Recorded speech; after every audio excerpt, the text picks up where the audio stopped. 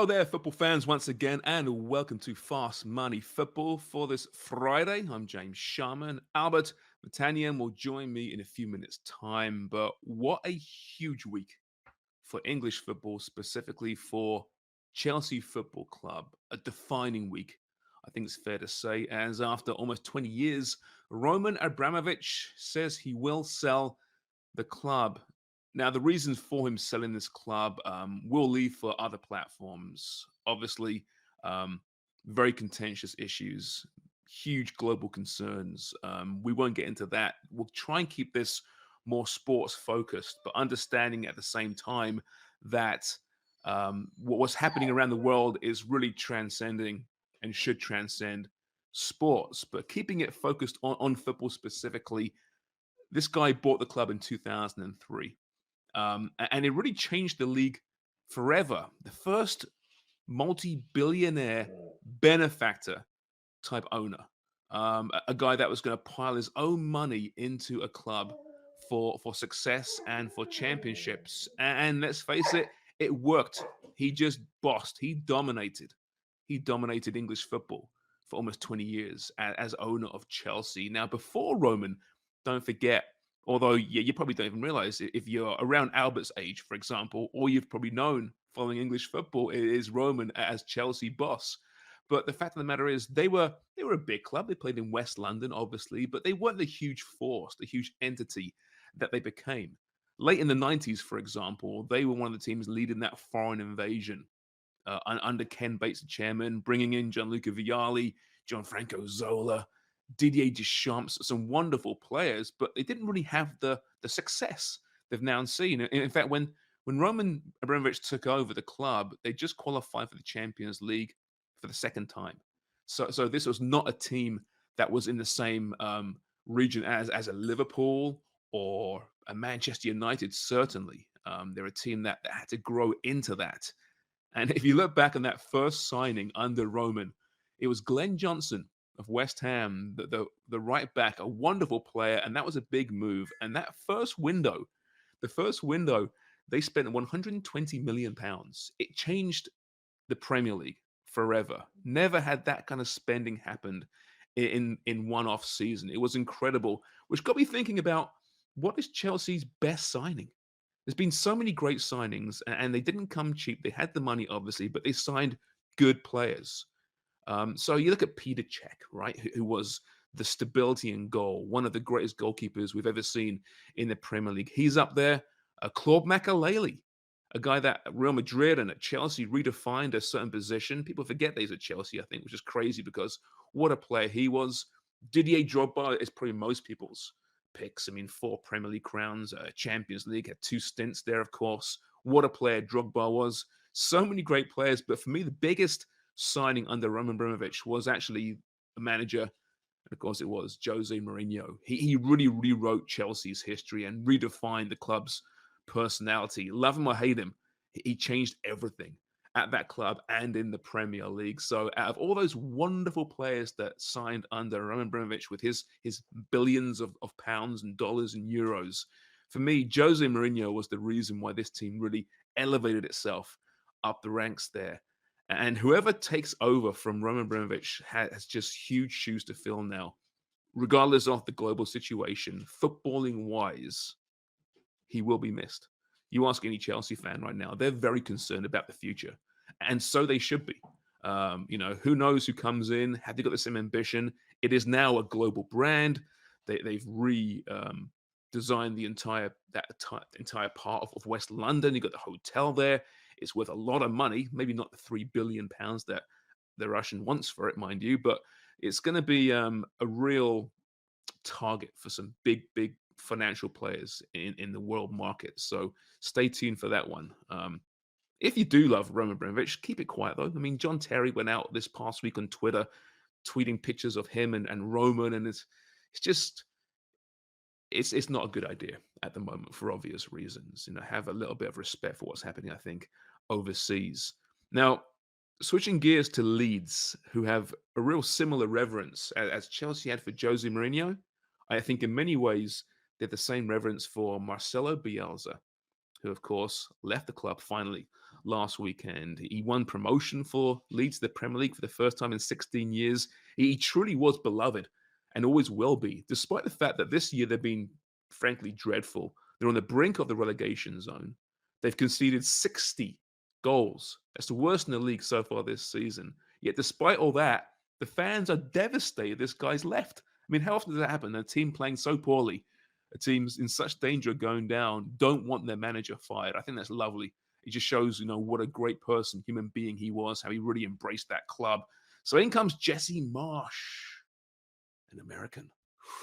Now, if you saw his opening press conference, it was really good, I thought. I thought he really presented himself very, very well. He is his own man, and he knows that his Americanisms will be really hard to put behind himself. He did say, mind you, that he's never watched Ted Lasso, which I don't believe. I mean, hasn't everyone watched Ted Lasso in the footballing world? If you haven't watched it, Jesse Marsch, you need to watch it. But get used to the comparisons, as unfair as they'll be. He also went on to say that, he really wanted Bielsa to leave this summer. And he almost tried to convince the owners, like, don't do it now. But it happened, and he couldn't turn the job down. What I love about this press conference was the one line, and it might define him. Who knows? He said, I'm very cognizant that I am not perfect. Now, I heard that, and it reminded me a little bit, going back to Jose Mourinho, his first press conference, when he kind of said, I'm a bit special. And then the special one was, of course, coined. So maybe Jesse Marsch, in fact, I'm going to coin it right now. Jesse Marsch should be known as the imperfect one. And no matter what he does, he could win 10 Premier League crowns, 5 Champions Leagues. Let's always refer to him as the imperfect one, just from that one line. I love that. His first match is at Leicester this weekend. He says there'll be no more man-to-man marking. Zonal marking will be back into effect there, and let's see if the results help, because we want to see Leeds stay in the Premier League, right? And right now they're going the wrong way. They've been awful for a few weeks, for a few months now, and I hope Jesse Marsch can really begin to change the whole narrative around American coaches, because there are good American coaches, and there'll be more good American coaches, and it's time that the English football fans, let the baggage and the chips in their shoulders go, I think, because this could be pretty interesting. So they're at Leicester, so they've got to find a way to defend against Jamie Vardy, right? He's just come back from injury, and he had a big week, right? He scored against Burnley, and for old people like me, that's a big deal. He is now the highest Premier League goal scorer after his 30th birthday. He scored 94 goals after his 34th birthday, sorry, 30th birthday, which beats the record set by the great Arsenal and Crystal Palace legend and, of course, BBC legend now, Ian Wright. Overall, Vardy, 128 goals since his Premier League debut in 2014. He really has become one of the great Premier League finishers. So to see him still doing it now, and the way he does it with the pace, with the dynamicism, with the explosiveness, at his age, it gives people like me absolute hope that perhaps the peak is still to come. Okay, my peak's many years ago, but still, it's great to see, and I'm really happy to see Vardy get that record, because I don't think he gets the respect he deserves. Hey, not many of us old fellas do. Right, Albert? Surprisingly, James, the Romelu Lukaku is only 10 behind Jamie Vardy, which I was surprised to look at the all-time Premier League scoring list. I didn't think he scored that many goals in the Premier League. No. Well, I guess maybe not at Chelsea. Everton. Yeah, Everton. Yeah, exactly. Brom, Everton, right? West Brom, but 118 so far in the Premier League. And he wasn't as bad at 128. United. Yeah, and Kane is up there, but 174 for Kane. Just one behind Thierry Henry. It's incredible to think that, Kane's got at least another, 5 good years of scoring? Well, it depends though if he stays in the Premier League, right? This is true, yeah. I mean, he's going to score a ton. He's going to smash records if he stays, and whatever club he stays at. But yeah, I mean, at least I think Kane gets the respect he's due. I just don't think Jamie Vardy gets the respect he's due. He's won a championship. We discussed that before, and just the way he does it, right? He's fun. He's just a fun player to watch, and at his age, his legs aren't getting any younger, but he's just keeps doing it. I love him. And what a great story too! Like just his come up to how he got there, winning with Leicester, getting into the English team, and you saw him at the weekend. Leicester are as good as they are when Jamie Vardy is in the starting 11. You can't say that about many other teams. I think if you want to talk about MVPs like in the Premier League, I think Vardy has to be that for Leicester over the past, what, 5, 6 seasons? Oh yeah, because the way they play, still play, right? They're happy to give the ball away, and they need that guy. They need to play that ball over the top and rely on his speed. Yeah, I agree. But I guess because he came through, he's a late bloomer, right? Came through Fleetwood Town, Yeah. way down there, right? Then got a chance with Leicester, and then that fairy tale season. Then got some England caps, and then decided, you know what? I've got to focus on my club career, and I'm not going to play for England anymore, which rubs some people the wrong way. Remember, he also almost joined Arsenal as well that one That's year, right. right? After they really wanted him, and in the end, he goes, "No, I'm staying with Leicester." So he's his own man for sure, Yeah, and yeah. I think what he's done is incredible. He kills Arsenal every time he plays them too, so I'm sure they hate that. He did some damage against Burnley this past week, and Burnley at home this weekend to Chelsea.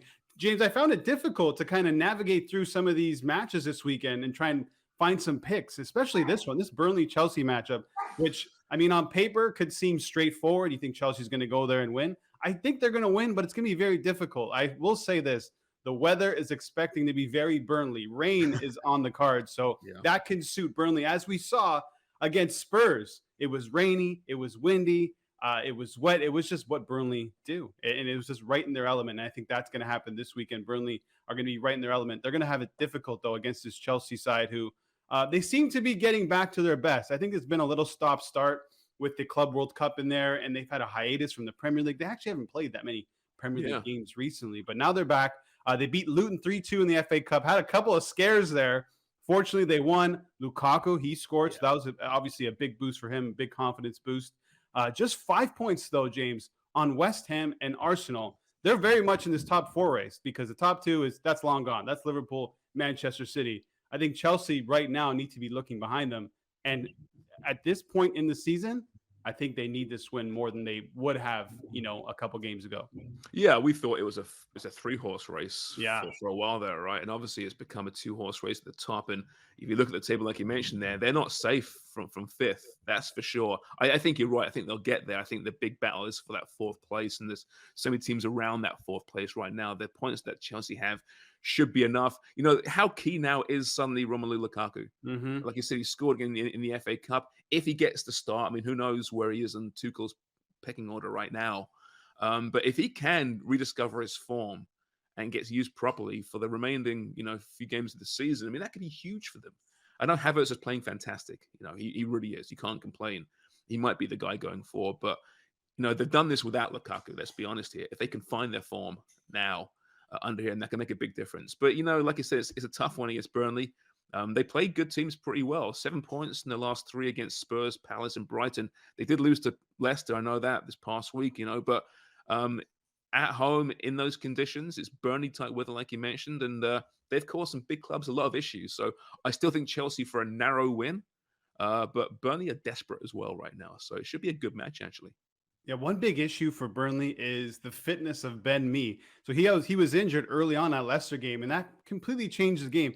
He's the organizer, he's the captain for a reason, and when he's there, Burnley play well. Without Mee, Burnley failed to win in their last 12 matches, losing 8 of those without Ben Mee. So I think if he doesn't make it, I think Deitch said he's touch and go, so there's a chance. I can imagine that he's going to do whatever he can to play. But if Yeah. he's out, I really, really give the edge to Chelsea. And if you want to back Chelsea, you're probably not going to want to lay the minus 205 on the line. So a few ways to back them. Chelsea -1, so they got to win by at least 2 goals. If they win by 1, you get your money back. Or Chelsea win by 2 -1.5, plus 154. Pretty good odds. Burnley obviously struggle to score as well, so you can back Chelsea to nil plus 130. But I like Chelsea and the under 3.5 plus 100. I think Burnley can actually score a goal here because they're such a threat, even without Ben Mee from set pieces. And Chelsea seems to struggle at times with that. So I think a 2-1 win could be on the cards, but under 3.5, I don't see many more goals than that. And that's even money. And I have a little bit of a bonus pick here, and you tell me what you think about this. But Antonio Rudiger to score plus 1,100, 11-1 in 5 of those 12 games that I just mentioned where Ben Mee was missing. Burnley have conceded from a corner. And for some reason, Rudiger, he just can find the ball in the air. I think he averages over a shot per game from set pieces. So I think there's a chance here that Rudiger can find the back of the net. Yeah, he's had a great season, hasn't he? He's really He's come so into his good. own. He's an excellent, excellent player. And from set pieces, there can be a real force with Mason Mount back in there as well, Right. healthy, providing some good set piece balls in there. It's I know the over-under was interesting, but I tell you, Burnley, like you mentioned, they can score goals now, right? We mentioned Val Veghorst before, but Max Cornet is really a very good player, and Aaron Lennon is scoring goals now. I think I mentioned this a couple of weeks ago. Whenever I see Burnley play and see Aaron Lennon, I forget that Aaron Lennon's still playing football. Yeah. But he's a really good player, right? He's an excellent player, a really good career, and he's a real threat on the counter attack. So who'd have thought that we could talk about Burnley being a threat on the counter attack? But they absolutely are. But I think I agree with what you're saying there. They have some really good attacking players, actually. Dwight McNeil, Josh Brownhill. I think Jay Rodriguez and Veghorst are starting to create this partnership up front. So we could see a surprise there. I don't expect to win. If Ben Mee is out, I think it's Chelsea. And that is just a huge loss for Burnley. And I think Deitch, the way he looks at matches, and he's mentioned this before, he looks at them as blocks of games. And so he takes in how many points he can get from a certain amount. And I think he'll look at this Chelsea game. If he can get a point, fantastic. If not, then they move on and they go on to the next matchup. That's just the way Deitch looks at it. So I think Chelsea should be able to pick up the win here. The next one, very difficult to kind of handicap.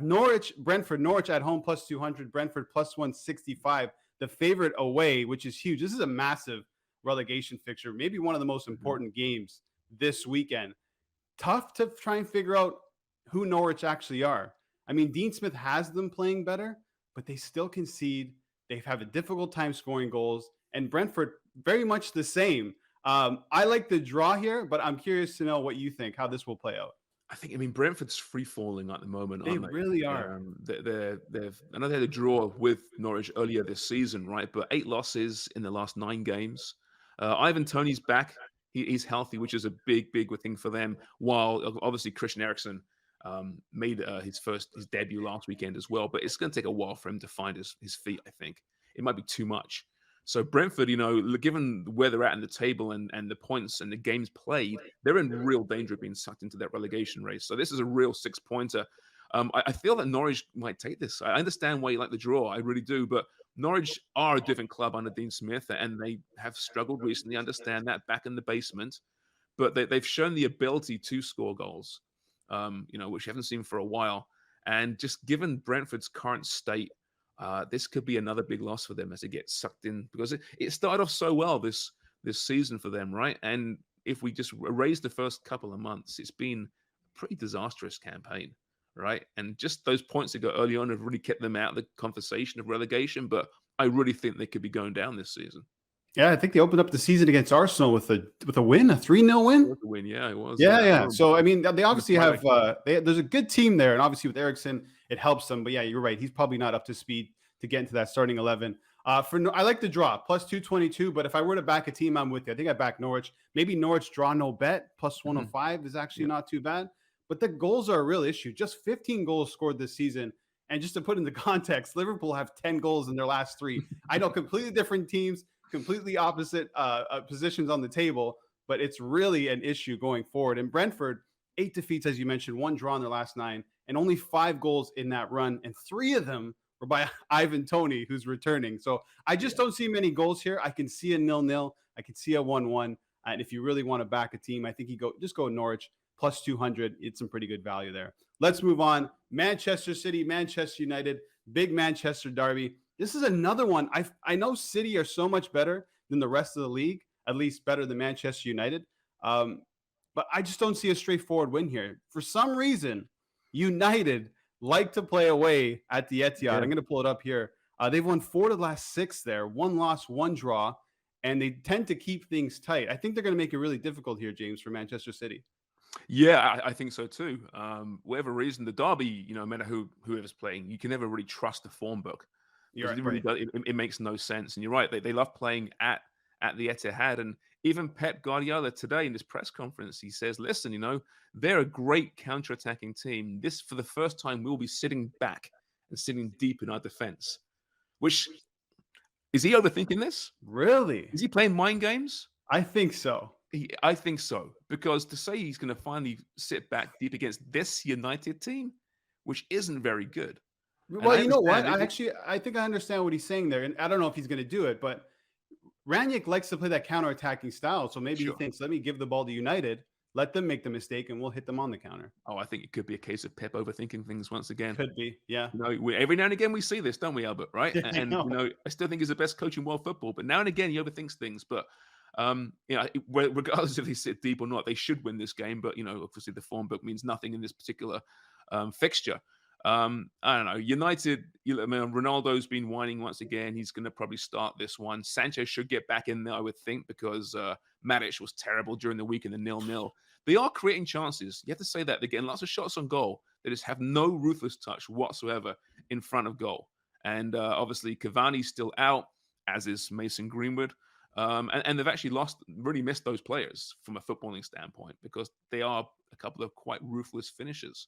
And it's got to be up to Ronaldo to step up. But so far, he's not really shown too many signs of doing that at 37 years of age at this point in the season. So, it's going to be interesting. 10 years, right? It's almost 10 years this season since City won their first Premier League crown.